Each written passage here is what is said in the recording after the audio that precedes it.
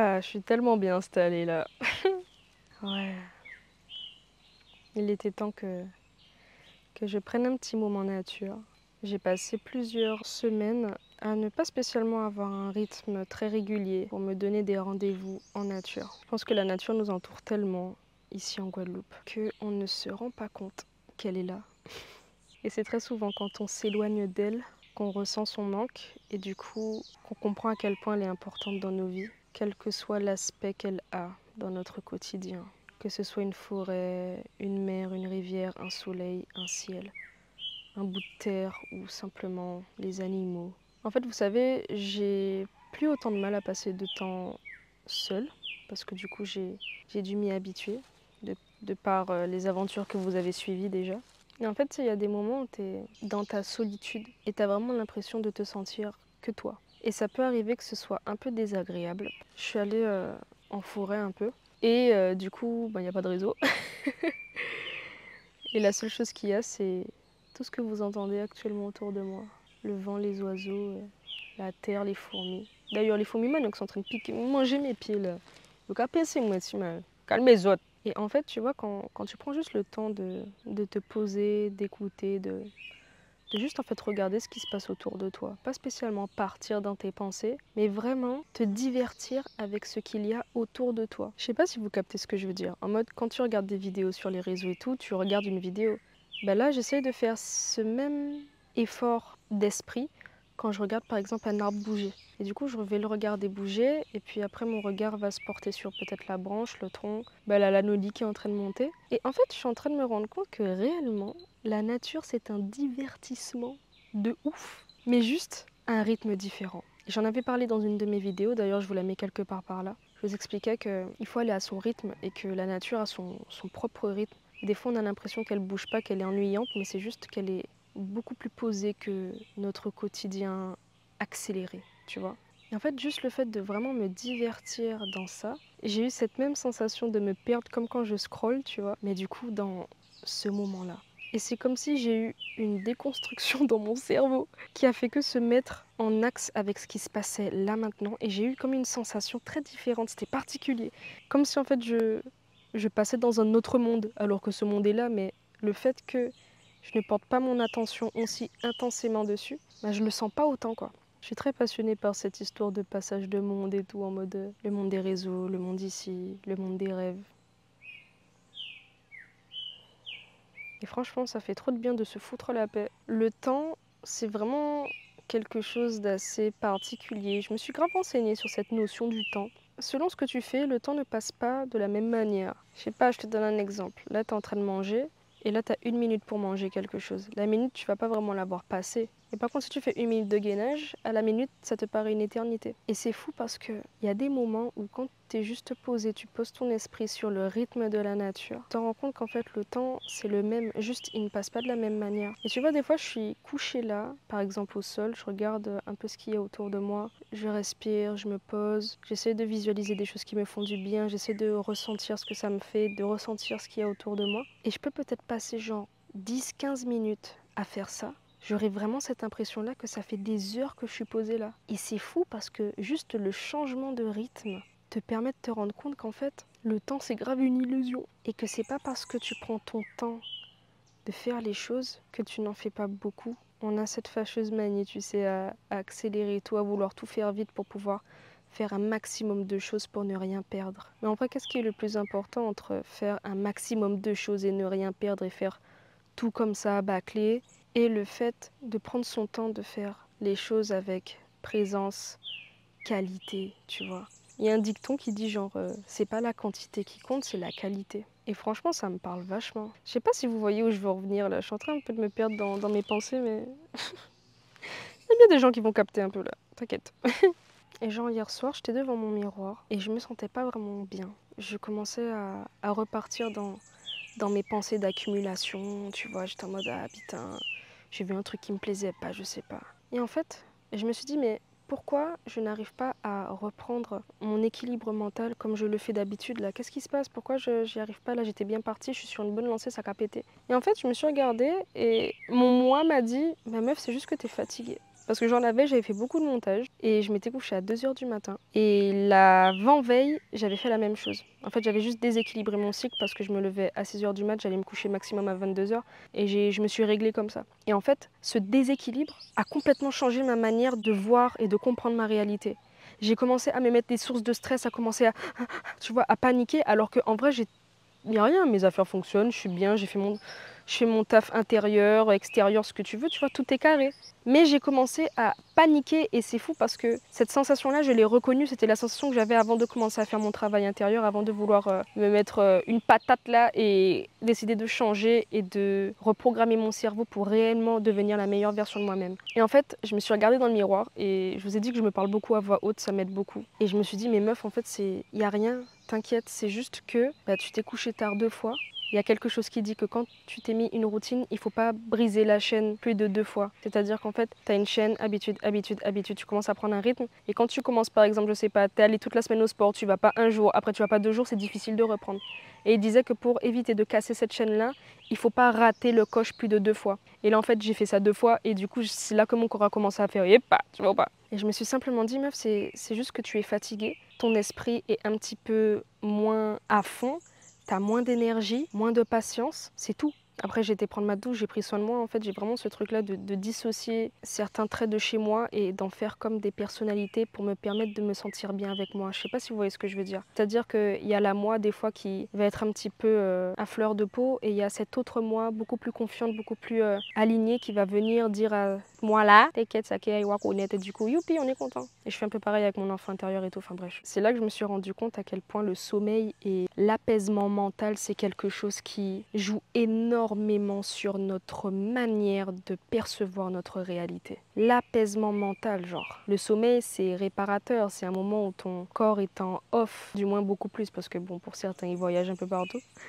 Mais dans l'idée, oui, tu es coupé. J'en ai... Oh, yo, pas coussin, moi. Ouais, et du coup, j'ai vraiment pris conscience à quel point le calme mental, le calme physique a des répercussions vraiment directes et beaucoup plus importantes qu'on ne le pense sur l'être, en fait. Et du coup, j'ai fait certains rapprochements, tu vois, liés au fait d'être stressé, au fait d'être fatigué. Et en fait, j'ai fait le lien entre plusieurs états quand on est fatigué et quand on est au contraire plein d'énergie. Je sais pas si vous avez remarqué, mais par exemple, quand vous vous levez, que vous avez bien dormi, que vous êtes bien reposé et que vous commencez bien votre journée, la journée n'a pas du tout le même goût que si vous vous êtes levé aigri, fatigué, votre visage est gonflé, vous avez plein de cernes, vous avez mal à la tête de la veille. Et ça, on le sait tous, hein, que le sommeil, c'est réparateur, si ça, c'est important. Mais je pense que là, je me suis vraiment rendu compte de ça quand, après avoir passé un rythme vraiment équilibré, où tout ce que je faisais me ramenait à un bien-être physique et mental. Et quand j'ai commencé justement à éprouver ce déséquilibre parce que j'ai manqué une habitude que j'ai mise pour pouvoir me faire du bien. Et du coup, j'en ai déduit que la dernière chose là qui me manque pour l'instant, pour réellement avoir une routine parfaite et pour réellement booster encore plus mes capacités, c'est de faire attention à mon repos mental. Et là, il y a la fourmi manioc là. Vous voyez ça, vous? C'est vous qui t'es commandé, moi. Allez-y, laisse-moi faire ma vidéo, Timon. Que ce soit, tu vois, dans le sommeil, dans les moments que je passe comme ça, parce que pour le coup, là, ça me fait tellement de bien. Le fait, tu vois, d'apprécier le silence. Parce que ça nous arrive des fois d'écouter de la musique. Moi, j'écoute des fois des fréquences, j'écoute des fois des musiques good vibe et tout. Tout plein de sons qui me font du bien, mais ça reste quand même une information pour le cerveau. Et il y a des moments où le cerveau a juste besoin de rien. Et les seuls moments de rien qui font du bien au cerveau, en vrai, c'est juste la mélodie de la nature, des pensées, la mélodie de ta propre voix qui te parle. C'est vrai qu'il y a des moments, elle te dit des trucs qui sont pas vraiment agréables. Et tu peux toi-même prendre ta voix et lui répondre. Tu vois. C'est pour ça que j'aime bien me parler à voix haute. Ça me permet de réellement concrétiser et visualiser le fait que je prends le contrôle, que c'est moi qui décide de ce qu'il se passe dans ma tête. Et que ça, au cas dit là, ça pas caille en sens en moi. Ça te permet aussi d'identifier quel type de voix est en train de te parler là. Est-ce que c'est la voix de ton ego? Est-ce que c'est la voix méchante qui te parle, qui te dit que des conneries? Toi, tu lui dis, regardez, ça fait bouchon, vous. Pas qu'à parler bas. Arrête de m'embêter, s'il te plaît, merci. Va dormir. Et des fois, c'est la petite voix qui a peur. Donc du coup, à ce moment-là, tu lui prends la main, tu lui dis mais non, t'inquiète, ça va aller, on est carré, on est bien. S'offrir vraiment des moments comme ça, encore une fois, c'est une manière de se faire face. Et se faire face, c'est une manière de se voir. Se voir, c'est une manière de se comprendre. Se comprendre, c'est une manière de s'accepter. S'accepter, c'est une manière de s'aimer. Et la quête d'un alignement, la quête d'une vie paisible passe par le fait de s'aimer. Et tu vois là, quand je passe un moment comme ça, que je m'offre un moment comme ça, c'est aussi une manière de me dire je t'aime et que je te laisse dans un environnement qui va réellement te recharger. Parce que tu le mérites et parce que je t'aime vraiment. Je veux que tu te sentes bien. Je veux que tu sortes de là avec un souffle réparateur, un souffle doux, un souffle pur. Et c'est drôle parce que tu vois, ce genre de moment, c'est des choses que j'aime beaucoup offrir aux autres. C'est des choses que je souhaite beaucoup aux autres. Et je ne sais pas si vous aussi, mais j'ai beaucoup plus de facilité à prier, aimer les autres que moi. Et maintenant, ça m'arrive que quand je veuille prier pour quelqu'un, avant de poser cette intention pour cette personne, je la pose aussi pour moi avant. Tu vois, j'ai une facilité à me fondre dans le décor, à comprendre tous mes décors. J'aime dire que je suis un caméléon sacré, tu captes. En Kagadé, je vois tout ce qu'il y a à l'extérieur, mais pas toujours ce qui me concerne, tu vois. Et là, l'idée, c'est vraiment de poser chaque intention vers moi. Tu vois, j'étais dans la voiture tout à l'heure avec mon père et un ami à lui, j'écoutais un peu leur conversation et parce que du coup j'avais leur conversation en fond, je me suis rendu compte que à travers du coup l'attention que je portais à d'autres gens, je n'en portais pas suffisamment en fait vers moi. Alors j'ai déconstruit le truc et j'ai forcé mon cerveau à regarder dans la direction que j'avais envie de regarder. J'ai forcé mon cerveau à regarder mes affaires qui étaient posées sur la banquette. J'ai forcé mon cerveau à imaginer des choses par rapport à moi, de façon à ce que mon attention soit portée sur moi et sur la bienveillance et l'amour que je me souhaite à moi. C'est trop bateau de dire aimez-vous, aimez-vous. Il y a tellement de façons de s'aimer. Il n'y a pas une manière de s'aimer universelle. Quand tu dis aime-toi à quelqu'un, des fois ça ne résonne pas. Parce que s'aimer, c'est passer par tellement d'étapes. C'est de la déconstruction perpétuelle. Et tout ça, ça prend du temps. Purée, et la fourmi, arrête de me piquer, tu me fatigues là. On revient sur la notion du temps. Ça demande de prendre un rythme. Tu auras beau aller voir quelqu'un qui va peut-être t'aider et tout, il va te donner la clé, mais ça ne veut pas dire que le processus sera terminé. Ça peut être un élément déclencheur, et ça ne veut pas dire que le processus sera terminado, terminada. Tu vois, je suis en train de parler de ça, et je sais que certaines choses que j'ai réussi à travailler et à acquérir, c'est des choses que inconsciemment et consciemment, je travaille depuis, par exemple pour certaines choses, depuis 2 ans, tu vois. J'ai regardé mes anciennes vidéos, je me suis dit, mais wesh, j'ai parlé de choses que je voulais il y a 2 ans, que j'ai aujourd'hui. Je parlais d'un état que je voulais toucher il y a 2 ans, que j'ai aujourd'hui. Je me vois il y a 2 ans dans une version, je me dis purée, je suis ça aujourd'hui, tu vois. On n'a pas cette notion de temps, mais en réalité, les choses se font en temps et en heure. Il y a un moment à tout. Il ne faut pas tout précipiter. Et dans chaque aspect de votre vie, il faut que vous preniez le temps d'être là. Il faut que vous preniez le temps de faire la chose. Mais quel que soit le sujet, le contexte, la chose en question, il y a une grosse différence entre le fait de prendre son temps pour faire quelque chose. Quand tu as fait à manger, que tu as pris ton temps de faire à manger, le repas est bon, maman. Et quand tu as fait la vite fait, bon, ça passe, tu vois. Comme des fois, ça peut être dégueulasse, mais tu vois ce que je veux te dire? Et en fait, je me suis rendu compte que certaines notions qu'on a dans notre quotidien sont valables dans beaucoup plus de choses que vous ne le pensez. Tu vois, là, on vient de parler de faire à manger, de prendre son temps de faire à manger. Tu peux prendre l'exemple de faire une vidéo comme ça. Tu prends ton temps de faire ta vidéo, tu prends ton temps de faire ton montage, tu as bien fait ton truc. Quand tu fais ton sport, tu prends ton temps de faire ton sport, tu prends ton temps de vraiment travailler ton muscle, tout ça. Je me souviens, il y a une histoire comme ça. C'est un gars qui était dans une auto-école et son moniteur lui disait « Arrête de piler comme ça, arrête d'aller vite comme ça, prends ton temps de passer ta vitesse, de machin, t'es pas pressé, t'es pas machin. » Là, on a fait là, moins sous pressé. On a pas temps. Ah ouais, mais là, on a fait. Tu vois, tu fais les choses bien.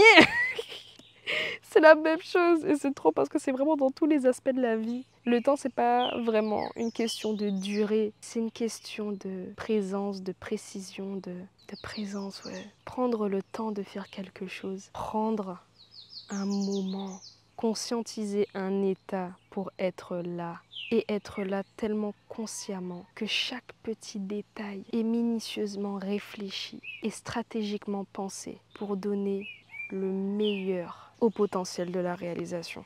Et ça, c'est malade.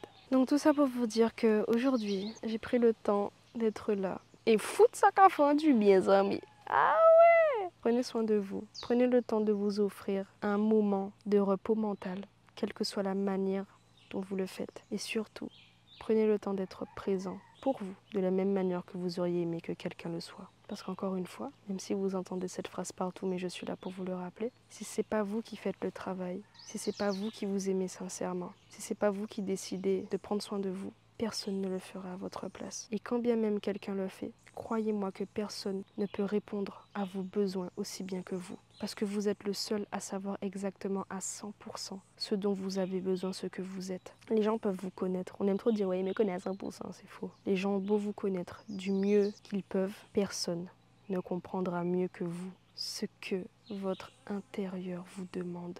Et au plus profond de la racine carrée même de votre cœur.